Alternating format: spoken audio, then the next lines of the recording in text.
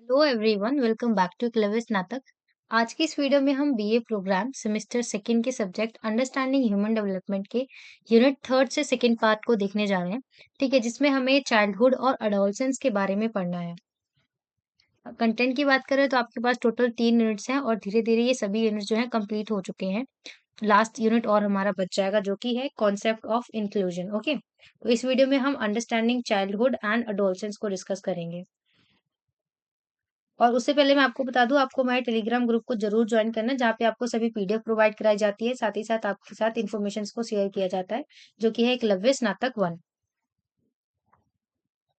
तो what we will study in this video, that is first हमारा, अगर हम बात करें तो इस चैप्टर में हमें 2 ही मेन पॉइंट्स हैं जो हमें पढ़ना है। पहला हमें पढ़ना है कि हमें चिल्ड्रन को समझना है और चाइल्डहुड को समझना है in diverse context. Different different context में चिल्ड्रंस और चाइल्डहुड किस तरीके से पोर्ट्रे करे गए हैं, किस तरीके से समझाया गया है, बताया गया है, उसको हमें समझना है। ठीक है? और दूसरी ओर हमें क्या पढ़ना है कि कॉन्सेप्ट ऑफ अडोलसेंस, अडोलसेंस के कॉन्सेप्ट को हमें समझना है कि डिफरेंट डिफरेंट एरियाज में, इंडिया की ही अगर हम बात करें तो इंडिया में हर जगह पे जितने भी स्टेट्स हैं सब में अलग अलग तरीके से अडोलसेंस के कॉन्सेप्ट को समझा जाता है। ठीक है? और जब हम चाइल्डहुड और चिल्ड्रन के बारे में पढ़ेंगे तो इसमें हमें इन सभी टॉपिक्स पे फोकस करना है। ठीक है? जेंडर हो गया, सोशल इकोनॉमिक स्टेटस हो गया, चाइल्ड लेबर हो गया, रिलीजन हो गया, urban habitation, living in tribal areas, इन सभी पॉइंट्स को ध्यान में रखते हुए हमें इस कॉन्सेप्ट को क्लियर करना है। ठीक है? तो सबसे पहले हम हिस्टोरिकल अंडरस्टैंडिंग ले लेते हैं चाइल्डहुड का और चिल्ड्रन के बिहाफ पे लेकर।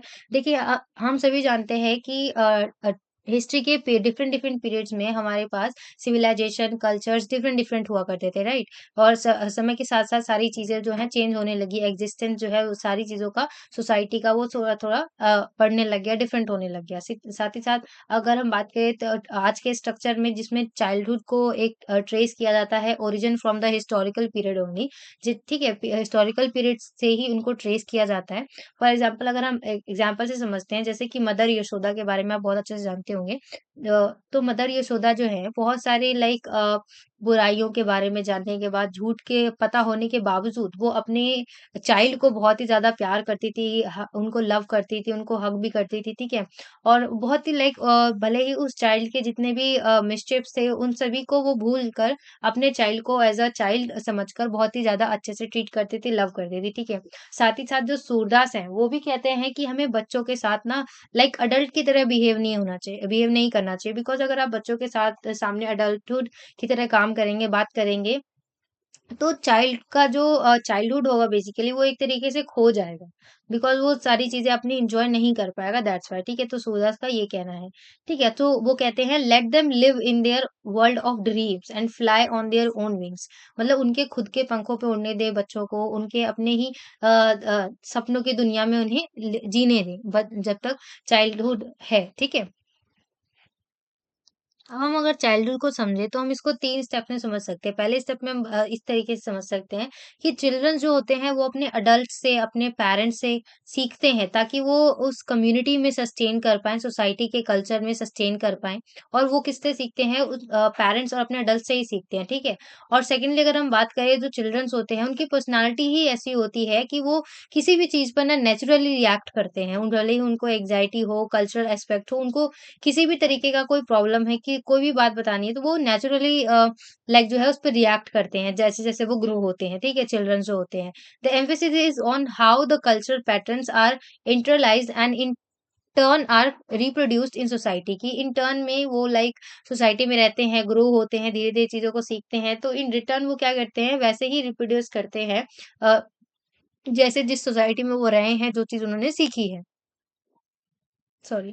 अगर हम थर्डली बात करें तो चाइल्डहुड जो होती है वो सोशलाइजेशन एक तरीके का प्रोसेस है, in which norms, attitudes, ways of thinking, values of societies, ये सारी चीजें कहाँ से कोई चाइल्ड जो है एक्वायर करता है? सोसाइटी से ही एक्वायर करता है। ठीक है?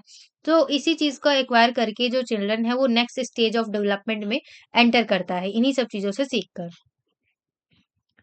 नेक्स्ट हम देखते हैं humanistic approach of childhood. Childhood के कैसे कौन से ह्यूमनिस्टिक अप्रोच हो सकते हैं? उसमें पहला हमारा हो सकता है propagates the idea of promoting and protecting the individuality of the children, की मतलब हर एक चाइल्ड जो होता है इंडिविजुअली अलग होता है, यूनिक होता है, तो उसकी इंडिविजुअलिटी को हमें प्रोटेक्ट करना चाहिए, ठीक है? और बच्चे को किसी से भी कंपेयर नहीं करना चाहिए। साथ ही साथ जो चाइल्ड है उसको सोशलाइज करना चाहिए समाज में, ठीक है? ताकि ताकि वो रिचुअल्स को, कल्चर्स को अपने नज़रिए से समझे, देखे, ठीक है? और साथ ही साथ ये जो चाइल्डहुड है एक ऐसा स्टेज होता है जिसमें प्राइमरी सोशलाइजेशन होता है, in which children learn and adopt the norms, जिसमें चिल्ड्रन जो होते हैं अपने चाइल्डहुड के दौरान प्राइमरी चीज़ों को में सोशलाइज होते हैं, समझते हैं, चीज़ों को सीखते हैं और फिर उसको लर्न करके अपने कल्चर आइडियाज़ को, बिलीव को समझकर वो ऐसे ही बिहेव करते हैं, वैसे ही उनका डेवलपमेंट होता है आगे की तरफ। ऐसे ही कुछ पॉइंट्स आप आगे भी कंटिन्यू कर सकते हैं, जैसे कि जनरली अगर हम बात करें, culture enters in the mind of the children through these different types of activities, जैसे कई डिफरेंट टाइप्स ऑफ एक्टिविटीज़ होती हैं, जैसे कि स्कूल में कोई कल्चर एक्टिविटीज़ हो गई, प्लेइंग, खेलते हैं, प्रे करते हैं, खाना खाते हैं, ठीक है? इंटरैक्ट करते हैं एक-दूसरे के साथ, फैमिली मेंबर्स, इन सभी चीज़ों से कहाँ से जो चिल्ड्रन है वो इन सभी एक्टिविटीज़ से जो है सीखता है और आगे-आगे ग्रो करता है। So these are the humanistic theories और approaches you can say। Next हम देखते हैं चाइल्डहुड एज सोशल कंस्ट्रक्शन। तो चाइल्डहुड को हम कैसे एक तरीके से सोशल कंस्ट्रक्शन की तरह देख सकते हैं, we can focus on points mention below, that is first हमारा हो सकता है all the cultural and historical sources are relative. ये सारी जितने भी हमारे हिस्टोरिकल कल्चर है रिलेटिव, ये सारी चीजें क्या है आपस में, सारे सोर्सेज जो है एक दूसरे से रिलेटेड है, ठीक है? और the generation of knowledge about world is gained through social interaction among the various components. जितना भी नॉलेज वर्ल्ड में जनरेट है वो सारी चीज़ें सोशली इंटरैक्ट होकर अमंग करके वेरियस डिफरेंट डिफरेंट कंपोनेंट से सीख कर ही सारी चीज़ें डेवलपमेंट हुआ है, ठीक है? Our views towards children and childhood are embedded in the web of interaction of the society in which we live and may vary with time, society and culture। देखिए, आप जिस भी सोसाइटी में पले-बड़े होंगे, आपका चाइल्डहुड जिस भी सोसाइटी में रहा होगा, उस सोसाइटी का सभी कल्चर, लैंग्वेज, हर एक चीज़ आप अपने आप सीख जाएँगे। आपके अंदर की पर्सनैलिटी जो होगी, उसी तरीके से डेवलप होगी। है ना? नेक्स्ट हम बात करते हैं जेंडर की। जब हम भले ही आप अडल्टहुड की बात करिए या चाइल्डहुड की बात करिए, उसमें आपको जेंडर के बीच में कंपैरिज़न ऑब्वियसली दिखता ही होगा। ख़ासकर अगर हम चाइल्डहुड की बात कर रहे हैं, तो आपने बहुत सारे अपनी फैमिली में ही देखा होगा कि अगर हम बात करेंगे तो अर्ली चाइल्डहुड में जो बॉयज़ होते हैं, उनको बहुत अच्छे से ज़्यादा ट्रीट किया जाता है इन कंपैरिज़न टू गर्ल्स। हालाँकि गर्ल्स को भी ट्रीट अच्छे से करा जाता है, बट अगर हम कंपेयर करें तो बॉयज़ को ज़्यादा महत्व दिया जाता है, ठीक है? बहुत सारे एग्ज़ाम्पल्स हैं, जैसे बॉयज़ को कार देना और गर्ल्स को डॉल देना, ये एक कंपैरिज़न ही तो हो रहा है यहाँ पे, ठीक है?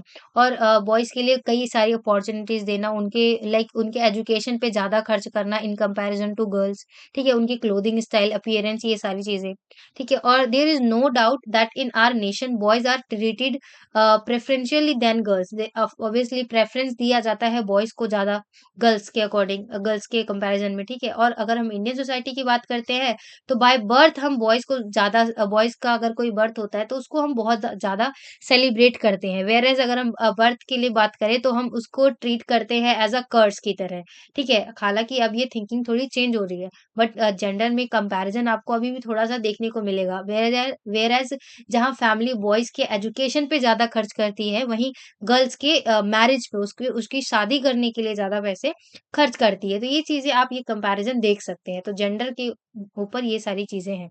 ठीक है? नेक्स्ट हम देखते हैं चाइल्ड लेबर के बारे में। चाइल्ड लेबर के बारे में आई होप आपको पता होगा, इन इंडिया अगर हम बात करें, तो अगर कोई बच्चा है जो 14 ईयर्स से कम है और वो काम करता है, तो इससे क्या होता है, उसकी बहुत ही ज़्यादा अनहेल्दी हेल्दी एनवायरनमेंट में काम करने की वज़ह से उसकी जो डेवलपमेंट है वो कम हो सकती है। उसको कई डेंजर्स बीमारियों का सामना करना पड़ सकता है। चाइल्ड लेबर एक तरीके से ये एक बहुत ही एक नॉन लीगल एक्टिविटी है, ठीक है? The work done by these child labour generally does not seek any specialised activity, neither does it help in selecting future vocations. देखिए, ऐसा ये बच्चों से, ये 14 साल के बच्चों से आप ज़्यादा एक्सपीरियंस भी एक्सपेक्ट नहीं कर सकते। तो उनसे तो ऐसे ही काम कराया जाएगा जहाँ का एनवायरनमेंट बहुत गंदा है, उनको हेल्पर की तरह ट्रीट किया जाएगा। तो इससे क्या होगा, उनको ही बहुत मुश्किल होगा, तो ये चीज़ बहुत गलत है। ठीक है? जिसको लेकर लीगली अगर हम बात करें, तो चाइल्ड लेबर जो है प्रोहिबिटेड कर दिया गया है in India, but due to economic condition अगर हम बात करें तो इंडिया में आप देखेंगे ज्यादातर तो इकोनॉमिक कंडीशन अच्छी ना होने की वजह से पेरेंट्स जो हैं अपने बच्चों को फोर्स करते हैं टू सीक एम्प्लॉयमेंट एम्प्लॉयमेंट ढूंढने के लिए, भले ही उनको कितने ही बुरे सिचुएशन वाले इंडस्ट्रीज में काम करना पड़ जाए, ठीक है। सो इसके इन सभी का इफेक्ट पड़ता है उनके साइकोलॉजिकल और मेंटली और फिजिकल ग्रोथ में, डेवलपमेंट में, ठीक है, जो जिससे चिल्ड्रन को बहुत ज्यादा नुकसान का सामना करना पड़ता है, ठीक है। अब हम बात करते हैं urban areas versus tribal areas. Urban area की जब हम बात करते हैं तो आप देखेंगे डिसेंटली अगर हम बात करें तो इसमें पॉपुलेटेड रिलेशन ज्यादा होता है, ठीक है, बहुत ही हाई लेवल पे कैरेक्टराइज होता है, इंफ्रास्ट्रक्चर डेवलपमेंट ये सारी चीजें, बिल्डिंग्स बहुत बड़ी बड़ी होती हैं, रोड्स होता है, यूटिलिटीज बहुत अच्छी मिलती हैं अर्बन एरियाज में, ठीक है। और they often serves as a centre of commerce, industry and cultural exchange के एक तरीके से सेंटर की तरह काम करते हैं अर्बन एरियाज जो होते हैं। और बेसिकली जो मेंस की अगर हम बात करें तो यूजुअली अपने विलेजेस को छोड़कर माइग्रेट करते हैं सिटीज में फॉर देयर लाइवलीहुड, अपने जीवन को व्यतीत करने के लिए। और वहीं दूसरे अगर हम ट्राइबल एरियाज में बात करें तो ये बहुत ही टिपिकल होते हैं, रूरल होते हैं और सेमी रूरल रीजन होते हैं। यहाँ पे कई बार आप देखेंगे यहाँ पे रोड्स का भी अच्छे से निर्माण नहीं हुआ होता है, इनकी लाइफस्टाइल जो होती है अर्बन एरिया से बहुत ही लाइक आप कह सकते हैं पिछड़ी हुई होती है, उनके स्ट्रक्चर में बहुत डिफरेंस आपको देखने को मिलेगा, ठीक है।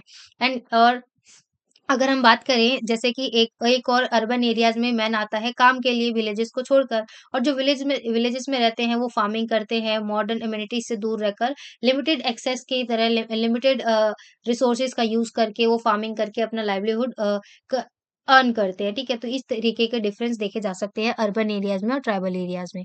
और भी चीजें आप अपनी लैंग्वेज में अपने वर्ड्स में ऐड ऑन कर सकते हैं। तो नेक्स्ट अब हम आगे देखते हैं। अभी हमने सारी चीजें डिस्कस कर ली रिलेटेड टू चाइल्डहुड, कि कैसे कल्चरल, जेंडर और चाइल्ड लेबर इन सभी चीजों पे, इन सभी टॉपिक्स को रिलेटेड हमने सारी चीजें डिस्कस कर ली। अब हम डिस्कस करते हैं अबाउट अडोलसेंस। अगर हम अडोलसेंस की बात करें तो ये एक लेटिन वर्ड है जो अडोल्सियस वर्ड से निकला है, जिसका मतलब होता है ग्रो और टू मूव टुवर्ड्स मेच्योरिटी, ठीक है, कि मेच्योरिटी के टुवर्ड्स मूव करना या फिर ग्रो करना, ये होता है इसका मतलब अडोलसेंस का, ठीक है, इन लेटिन वर्ड, ठीक है। Here's adolescent is not only considered biological stage but also a cultural environment in which social growth of the individual occurs। देखिए अडोलसेंस का मतलब केवल बायोलॉजिकल स्टेज से आगे बढ़कर आपका बायोलॉजिकल तरीके से डेवलपमेंट ही नहीं है, बल्कि आप जैसे जैसे अडोलसेंस के टुवर्ड्स ग्रो करते हैं, तो आपके एनवायरनमेंट का भी इफेक्ट पड़ता है और उसी से आपकी पर्सनालिटी जो होती है एक तरीके से किसी भी इंडिविजुअल की ग्रोथ जो होती है उस पे डिपेंड करती है, ठीक है। सो इन साइकोलॉजी में अगर हम बात करें तो जो अडोलसेंस है बहुत ही एक ऐसे स्टेज की तरह देखा जाता है जो चाइल्डहुड और अडल्टहुड इन दोनों के बीच का एक जो स्टेज की बात करें तो वो हमारा अडोलसेंस होता है। इन दिस स्टेज अगर हम बात करें child moulds the behaviour learn in the childhood into the social expected behaviour. यहाँ पे क्या होता है कि जब हम अडोलसेंस की बात स्टेज पे आते हैं तो इस स्टेज में कोई भी चाइल्ड जिस जिसने अपने चाइल्डहुड में जो भी बिहेवियर सीखे थे, जो भी चीजें सीखी थी ना, उसको इम्प्लीमेंट करता है ताकि वो सोसाइटी उसको एक्सेप्ट कर सके उसके बिहेवियर को। तो इस एडोलसेंस के टाइम ऑफ पीरियड में ये सारी चीजें होती हैं, ठीक है। आपके लाइक मैच्योरिटी के टुवर्ड्स आप डेवलपमेंट करने लगते हैं और फिर धीरे-धीरे आप अडल्टहुड में चले जाते हैं। नेक्स्ट हम देखते हैं stages of adolescence. There are basically 3 stages of adolescence. पहला होता है हमारा प्राइमरी स्टेज जो कि आपके 12 ईयर्स से लेके 14 ईयर्स ओल्ड तक होता है, ठीक है। तो इस स्टेज में आप बेसिकली चिल्ड्रन जो होते हैं स्टार्ट करते हैं ग्रो करना, और वो जेंटली ग्रोथ होते हैं और बहुत ही क्विकली ग्रोथ होती है उनकी। और मिडिल एज स्टेज में क्या होता है जो कि आपके 14 से लेकर 16 ईयर्स ओल्ड तक होता है। इसमें क्या होता है कि during this stage children are attracted towards opposite sex, ठीक है। इसमें आपको एक दूसरे की सेक्स के टुवर्ड्स आप अट्रैक्ट होते हैं, आपके अंदर बहुत सारी लाइक हार्मोनल चेंजेस होते हैं, ठीक है। इसमें क्या होता है हो सकता है establish relationship with them and focused on establishing their identity. इस स्टेज में आप अपनी खुद की आइडेंटिटी बनाने पर भी भी ज़्यादा ध्यान देते हैं, ठीक है? और लेटर एडोलेसेंस की अगर हम बात करें तो जो कि आपका 16 से लेकर 18 ईयर्स तक होता है।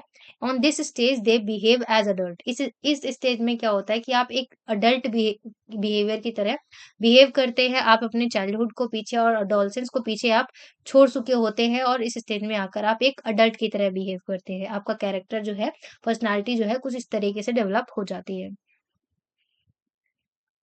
ये बहुत इम्पोर्टेंट टॉपिक है, इसका एग्ज़ाम्पल आप अपने एग्ज़ाम में दे सकते हैं, जैसे कि एडोलसेंस इन डिफरेंट कल्चर्स। सबसे पहले अगर हम बात करें, एक नयर होता है, कम्युनिटी होती है केरला में, जिसमें ना इस कम्युनिटी के लोग जो होते हैं, वो गर्ल्स को अटेंड करते हैं as a sexual maturity, they celebrated it as a form of thirandu कल्याणम।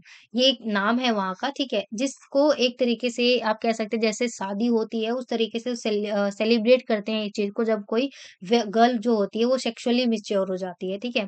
सो और इन ट्राइबल एरिया जैसे कि ओडिशा है, वहाँ पे भी एक झुका तो भुजिया करके एक ट्राइबल सेलिब्रेट करते हैं रिलीजियस फंक्शन को। इस टाइप इसमें भी यही मेन चीज़ है कि जब कोई गर्ल सेक्सुअली मैच्योर हो जाती है, तो जैसे कि फर्स्ट स्टेज में क्या होता है, यहाँ पे प्री सेक्सुअल मैच्योर गर्ल जो होती है, उसका ब्रांच ऑफ मेहुला एक ट्री होती है, उसके ब्रांच के साथ इसकी मैरिज कराई जाती है, ठीक है? और फिर आगे ये सारी चीज़ केप्ट करी जाती है, ठीक है? और फिर सेकंड में क्या होता है कि बाद में आगे चलकर कि ये जब सारी चीज़ें हो जाती है, तो जब 1 मंथ हो जाते हैं, तो उस उसको एक होली रिवर में डिप करा के उसका स्नान कराया जाता है और उसको अच्छे से ड्रेस अप किया जाता है न्यू ड्रेसेस के साथ।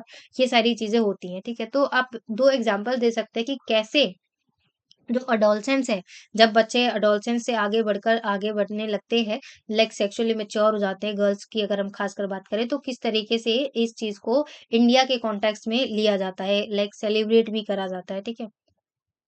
सो आई होप कि हमने यहाँ पे जितनी चीज़ें देखी आपको समझ में आई होंगी। अगर आपको कुछ पूछना है तो आप कमेंट सेक्शन में लिख सकते हैं and don't forget to like, share and subscribe. Thanks for watching.